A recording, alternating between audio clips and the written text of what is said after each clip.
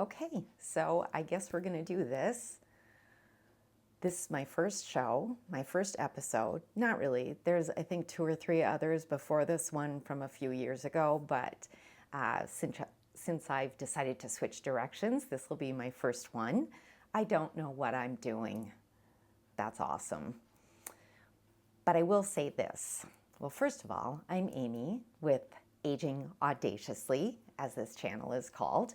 And I came up with this idea because I realized first, I didn't realize I was 65. I am 65, but realized I am going to be retiring in a few years. I did kind of push it out a little bit and thinking to myself, instead of just waiting until I'm retired, just sort of biding my time, I can't wait till I'm retired, just wait until I'm retired, I'm gonna love life so much when I'm retired.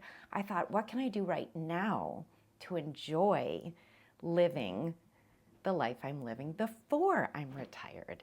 And so I thought, what a great idea to start this channel about not only living the life you want right now before retirement, but also into retirement. So planning for that mythical time in retirement. One thing that I love to just ponder is my mom's life. Now, my mom died in 2019, a month shy of 97 years old. She had officially retired from public speaking and authoring the year before, in October of 2018, when she was 96.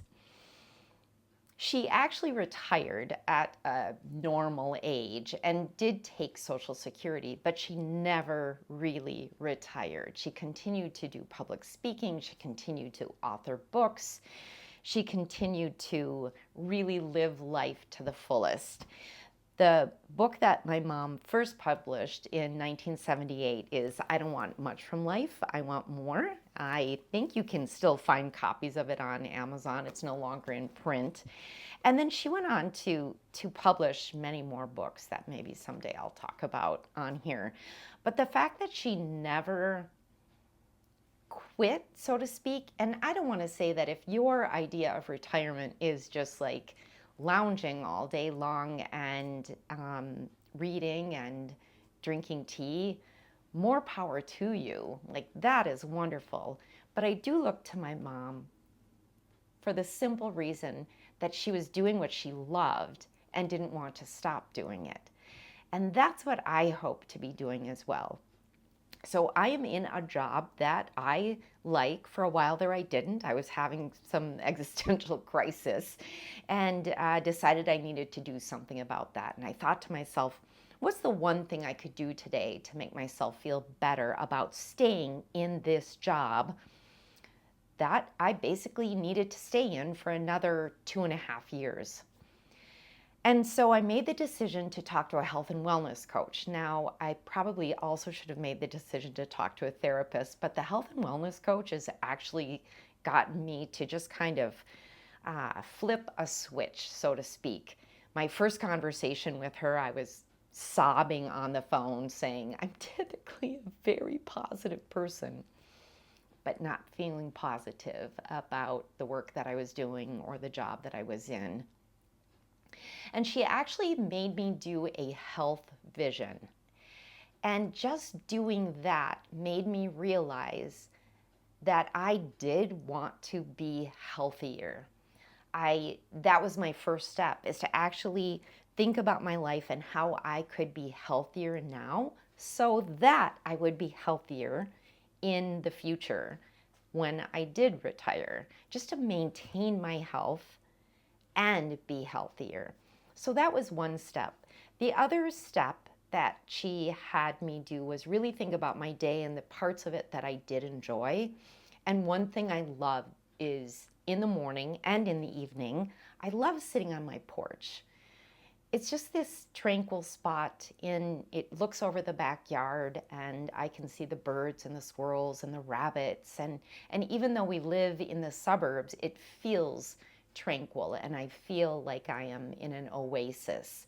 And so the porch became a prescription for me, that I would promise myself to be on the porch for 30 minutes so many times a week. Because I knew that in the past, it was always like, yes, I love being on the porch, but I don't have time right now. It was always that kind of thing, like trying to catch the time that you had.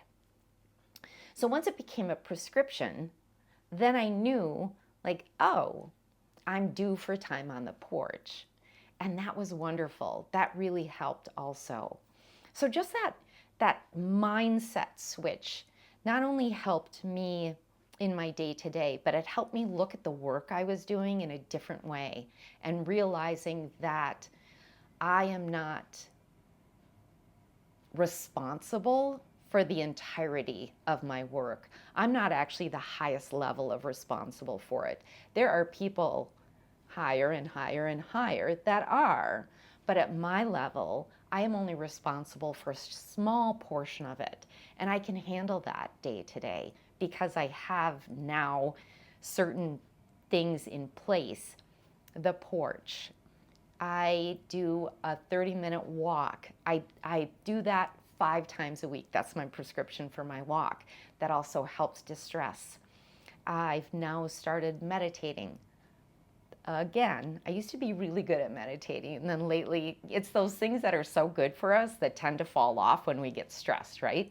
The things that would help us so much in our stress that we set aside as if I don't have time to feel good. And so I'm folding those things back into my life because I do want to remain healthy and actually get healthier so that I can live the life I want to live right now, not waiting until retirement, but having fun now and feeling like I'm a part of things now.